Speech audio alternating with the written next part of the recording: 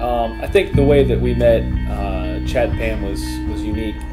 We met in the summer of last summer in August, and we had been sitting in the same area in church for the last few months and never really introduced ourselves to each other. And so one Sunday, Chad introduced himself to us, and we started talking about what was going on in our lives, and it was unique to find out actually how much Ashley and I had in common with Chad and Pam, not only with our lives here in Greenville, but also with what we were going through and what we had gone through in the last months in our lives.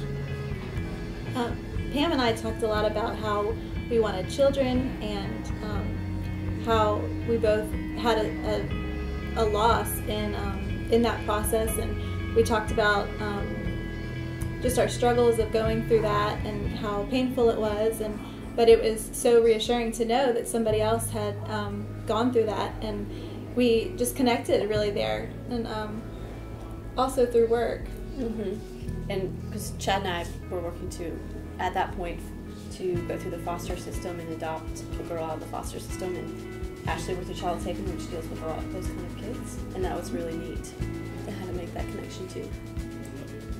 Yeah, and we've been tutoring at Smith House for a long time, and through my work I worked with some folks at Child Saving, so I thought that was really cool. And what drew me to Jason originally is he's always late and sits in the back, and that's how the Brashads roll. So I thought that was pretty cool. I think one thing that's also was cool about how we met and our story was that we had so much in common throughout the months where we really didn't know each other that well, but then as we come to find out, we had so much in common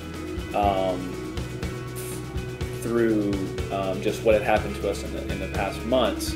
It was almost kind of weird how our stories mesh at the time, and all of this time we potentially thought we were in this alone, and come to find out we weren't. We were just sitting literally next to people that were going through almost the exact same thing that we were going through, and so it was neat to find people that we could connect with that were struggling with the same things we were.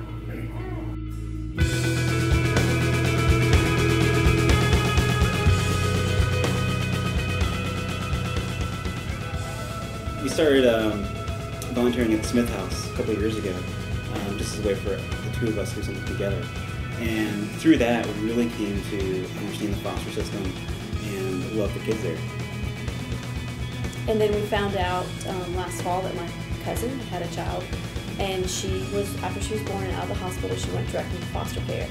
And so at that point, because we understood the system, we understood what the kids' lives were like in the system, we decided to try to go ahead and become foster parents ourselves to work to adopt her.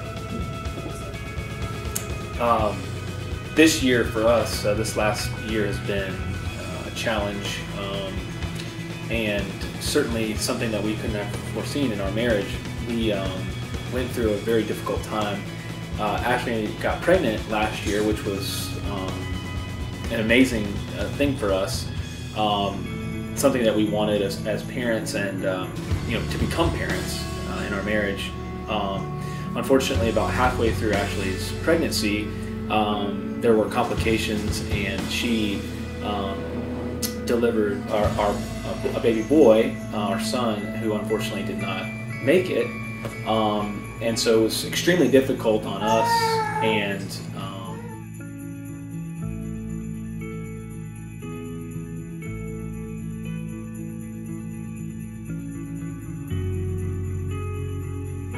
it was a really difficult time to go through that, but God is faithful, and I'm pregnant again, and I'm halfway through, and things are looking hopeful. Things are looking really good.